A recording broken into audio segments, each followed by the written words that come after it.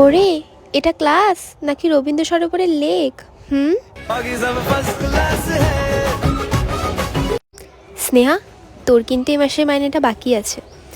আসলে ম্যাম, বয়ফ্রেন্ডের সাথে বেরিয়েছিলাম, মাইনেটা না খরচা করে ফেলেছি।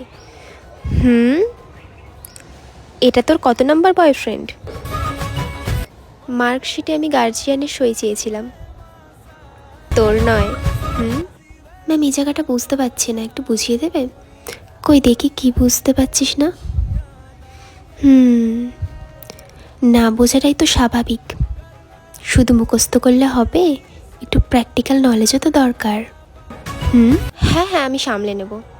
এই প্রিয়া শোন, স্কুলের করিডোরটা কি প্রেম করার জায়গা?